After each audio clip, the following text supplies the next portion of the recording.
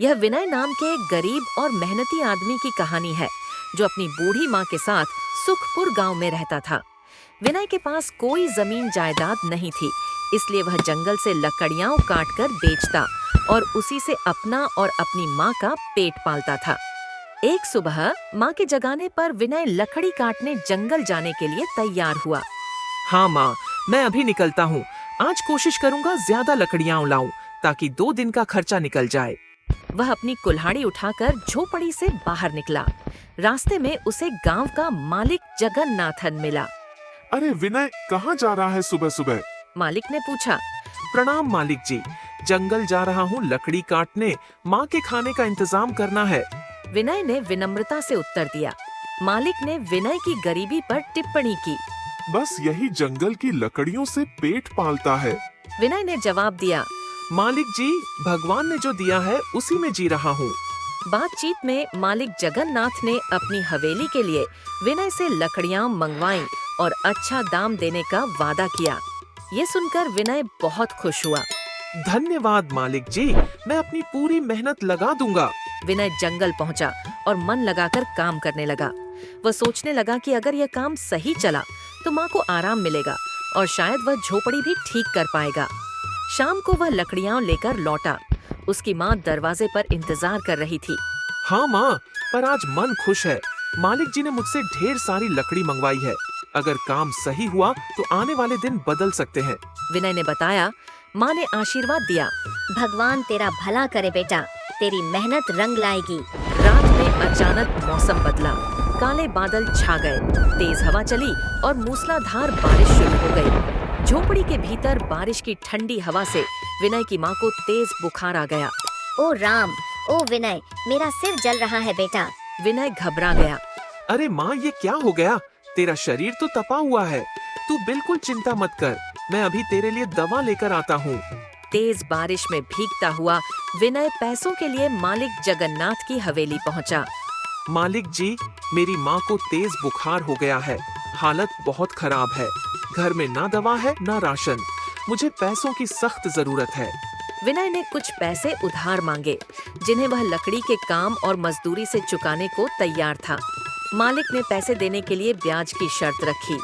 गरीब विनय ने मना किया, पर मालिक नहीं माना। तो सुन, मैं बिना ब्याज के पैसे नहीं देता। यदि ब्याज के साथ पैसे देने हैं तो बता, वरना पैसे भूल जा। लाचार होकर विनय को शर्त माननी पड़ी। मालिक ने पैसे दिए और चेतावनी दी। याद रखना विनय, ब्याज सहित पैसे समय पर चुका देना, वरना तू जानता ही है। विनय भीगता हुआ वैद्य रामपालमन की झोपड़ी पर पहुंचा और माँ के लिए दवा ली। ये दवा हर 3 घंटे में देना, माँ को आराम मिलेगा। वैद्य रामपाल ने कहा। विनय ने माँ को दवा खिलाई। कुछ देर बाद माँ का पसीना छूटा और उन्हें आराम मिला।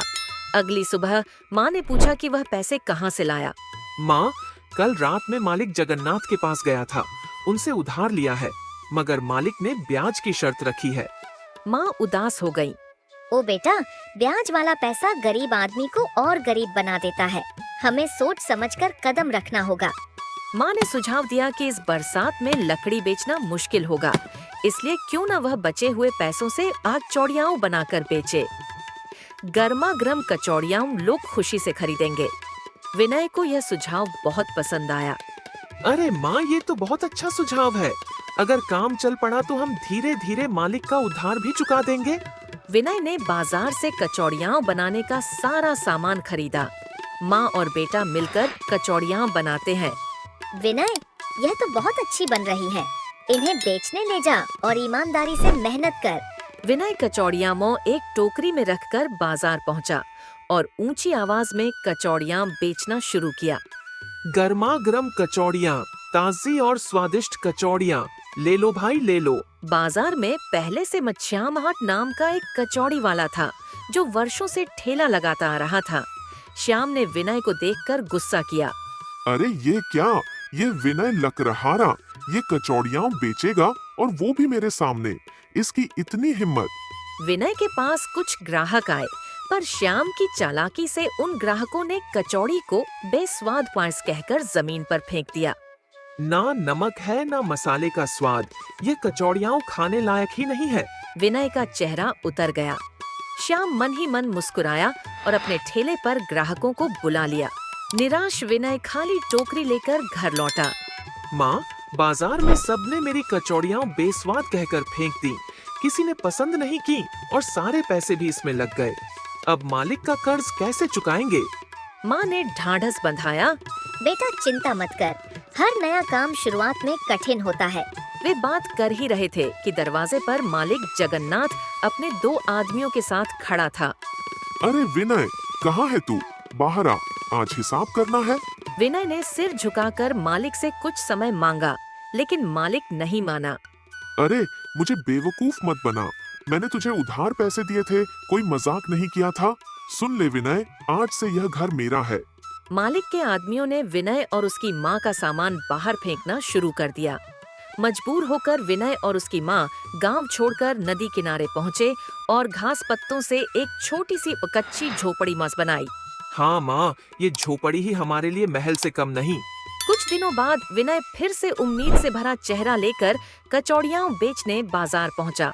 वह आवाज लगा रहा था, गर्मा गर्म कचौड़ियाँ, घर की बनी कचौड़ियाँ, लो भाई लो। उसी समय एक वृद्ध बाबा लाठी टेकते हुए श्याम के ठेले के पास पहुंचा और कुछ खाने को मांगा, पर श्याम ने उसे डांटकर भगा दिया। विनय ने यह देखा और करुणा से भर गया। जब वृद्ध बाबा उसके पास आए तो विनय ने उन्हें 2 गर्मागर्म कचौड़ियाँ दी। वृद्ध बाबा ने पहला निवाला लिया और उनका चेहरा चमक उठा। वाह बेटा, तुम्हारी कचौड़ियाँ तो बहुत स्वादिष्ट हैं, सचमुच गजब का स्वाद है। विनय हैरान हुआ। वृद्ध बाबा ने अपनी झोली से एक छोटी थैली निकालकर विनय को दी। बेटा, यह बहुत दिव्य औषधि है, इसे जब भी अपनी कचौड़ियों में मिलाएगा, तेरी कचौड़ियों का स्वाद कई गुना बढ़ जाएगा। लेकिन याद रखना, यह औषधि सिर्फ भलाई के काम में ही इस्तेमाल करनी है। फिर वह वृद्ध बाबा धीरे धीरे गायब हो गए। अगली सुबह विनय ने उधार पर और सामान लिया और कचौड़ियाँ बनाने लगा। उसने बाबा की दी हुई दिव्य औषधि मसाले में मिलाई। माँ, ये कैसी अद्भुत सुगंध है, लगता है सचमुच यह औषधि जादुई है। विनय ताजी कचौड़ियाँ लेकर बाजार पहुँचा। कचौड़ियों की मनमोहक खुशबू चारों ओर फैल गई। अरे भाई, क्या डाला है कचौड़ी में? खुशबू तो बड़ी लाजवाब आ रही है। लोगों को विनय की कचौड़ियाँ बहुत पसंद आई। वाह भाई, कमाल कर दिया, तुम्हारी कचौड़ियों में तो बिल्कुल अलग ही स्वाद है। देखते ही देखते विनय के पास ग्राहकों की भीड़ लग गई और शाम तक उसकी सारी कचौड़ियाँ बिक गईं। माँ, आज तो चमत्कार हो गया, मेरी सारी कचौड़ियाँ बिक गईं। माँ ने कहा, देखा बेटा, भगवान मेहनती और नेक दिल का साथ कभी नहीं छोड़ते। धीरे धीरे विनय का नाम फैल गया। कुछ महीनों में वह सड़क किनारे से हटकर एक छोटी सी दुकान खोल लेता है। उधर श्याम के ठेले पर ग्राहक आने बंद हो गए। विनय अपनी कमाई का बड़ा हिस्सा लेकर मालिक के घर पहुंचा और ब्याज सहित सारे पैसे लौटा दिए। मालिक शर्मिंदा हुआ। विनय, मैं तुझसे शर्मिंदा हूँ। उस दिन मैंने लालच में आकर तुझ पर ज्यादती की थी। जा, अब तेरा घर तेरा हुआ। श्याम यह सब देखता रहा। उसे लगा कि विनय की सफलता का राज वह दिव्य औषधि है। एक रात उसने छिपकर विनय के घर से वह दिव्य औषधि चुरा ली।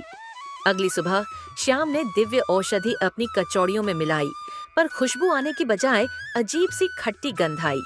ग्राहकों ने कचौड़ियाँ छकते ही थूक दिए। अरे, ये तो कड़वा और बेस्वाद है। गुस्से में श्याम ने डिब्बा फेंक दिया। तभी तेल की कड़ाही गिर गई और उसकी ठेली जलकर राख हो गई। श्याम सीधे विनय की दुकान पर पहुंचा और हाथ जोड़कर क्षमा मांगी। विनय भाई, मुझे माफ कर दो, मैंने तुम्हारी दिव्य औषधि चुराई थी। विनय ने उसे माफ कर दिया और कहा, श्याम, लालच का रास्ता हमेशा बर्बादी की ओर ले जाता है। मेहनत और सच्चाई ही इंसान को आगे बढ़ाती है। श्याम ने अपनी गलती मानी। हाँ विनय, अब मैं मेहनत से ही कमाऊंगा, यही मेरी सबसे बड़ी सीख है।